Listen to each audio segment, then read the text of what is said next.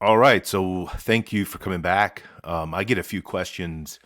I get several questions actually about how to get started working with pandas. I know that people like to think that pandas is pretty easy, and in fact, once you understand it, it is. It's like a spreadsheet that we can use in Python language, and it's much better than dictionaries or lists. And of course, if you've taken some basic Python course, usually dictionaries and lists are how you learn how to manage data. But Pandas is a great way on managing data that way. So I created a Jupyter Lab notebook here. I call it Basic Pandas. I'm not going to cover everything, but this is just going to be enough to get us kind of rolling. So let's go ahead and import some of the basic stuff. We want to import pandas, and the common thing is we import it as PD, and also you have to import NumPy as NP. Now, when you're dealing with Jupyter Lab or Jupyter Notebooks, there's a couple of things that the HTML environment does when it comes to producing these things, and I like to kind of throw some other things in. I like to have some display settings, so I actually do from IPython display import display comma HTML. And the second thing I do is I take my pandas and I set several options here. So I set option of the display.html table schema, right? And I make that true. So that way it sets that display for an HTML environment. And then I also set the option for to expand the frame. Okay, the representation of that. I set that also to true. And another thing that we can do is a lot of times MathJax is used.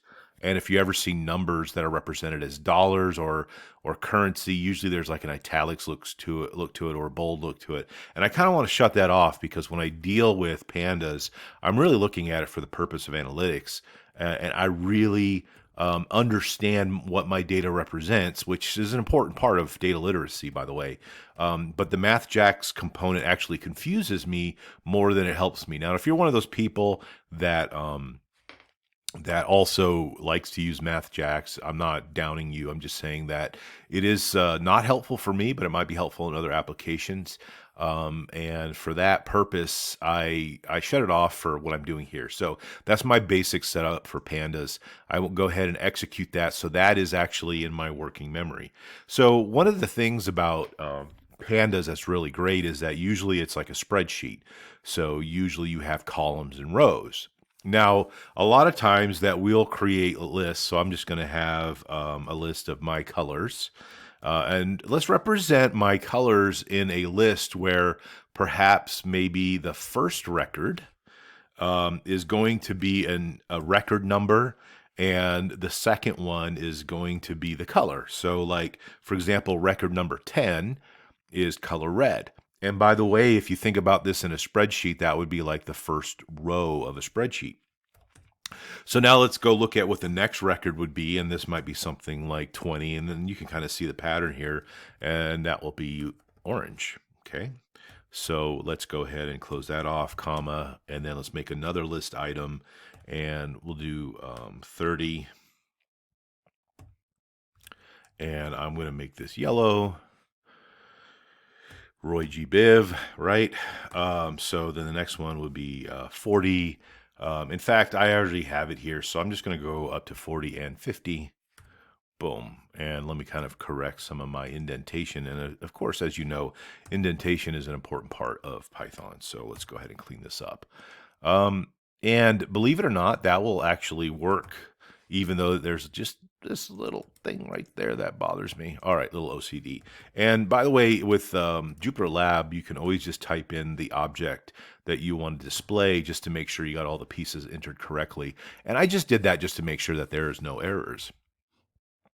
All right, so let's go ahead and make some kind of like pandas data frame. So we're going to call this data frame, and I'm just going to call it my colors.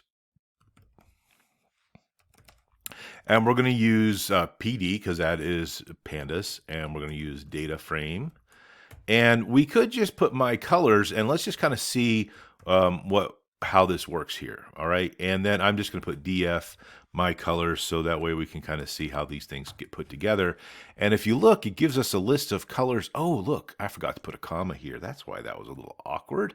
And I forgot to put a comma here as well. So let's run that one more time.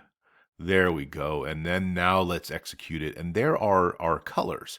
But notice that without giving it a column header, right, specifically here with the 0 and here with the 1, that we see that it just gives us index. This is might as well be an Excel spreadsheet where the left-hand column is 0, starting with 0, of course, is the row number, and instead of using letters for column numbers, it actually uses numbers in this case. So that's the column header. Now, we usually don't put data in a presentation like this unless, of course, it's going to have some columns. So let's go ahead and copy this and let's paste it below, and let's make some edit, right? So this time I'm going to put columns, right? And in that columns, I'm going to set it equal to, we're going to make the first one the record, and then we're going to make the second one the color. Okay, we have to put this into a list format. Okay, so this is just basically a list of the headers. And let's go ahead and re-execute that, and that actually sets up our basic thing for our Pandas data frame. So that's really cool. Now, let's say that we had new colors, right? So let's just say we had a list of new colors. And let's just I have these already in a document I could probably paste. And we're going to go ahead and add. And that's where my little commas got lost last time because they weren't existent in the last one. And let's just make sure that I executed that correctly. And so boom, now I can see, my colors there. So now I can create, if I wanted to, I'm just going to go ahead and delete this. I'm going to say a data frame. I'm going to say new colors equals pandas data frame.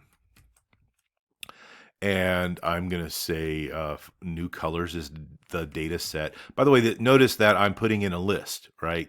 And in this particular orientation here, this is actually a list of lists. And so each small list here inside this list represents one record. And that's how Pandas is able to kind of put all those pieces together.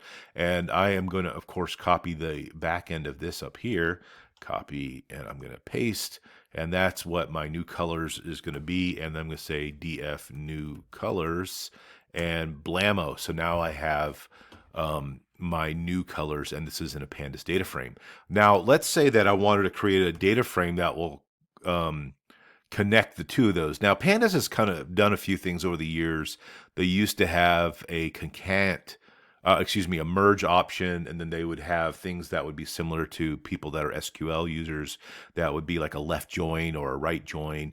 And I'm going to show you a basic way of connecting or combining these two data frames so that way we can see all those pieces together. So I'm just going to call this as a data frame, and I'm going to call it all colors, and I'm going to call something else new. I'm going to say pandas, concat.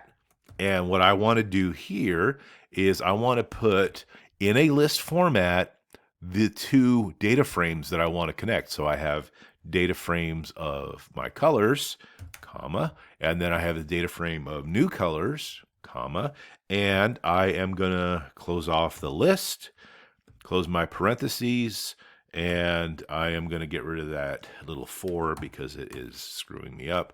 And let's go ahead and look at df all colors, and all of a sudden now we have everything combined. Now notice in this particular case the index. So on the left hand side 1 0 1 2 3 4 0 1, that is actually the index, and sometimes it can be annoying seeing that index just get repeated.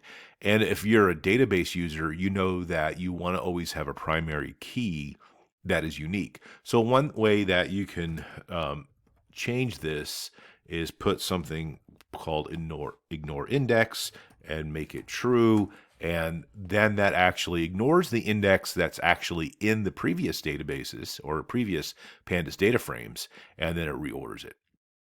All right, so I hope this little snippet here got you a little bit of a start with Pandas data frames, and we're going to expand on some of these here in future videos. Thank you. Talk to you next time.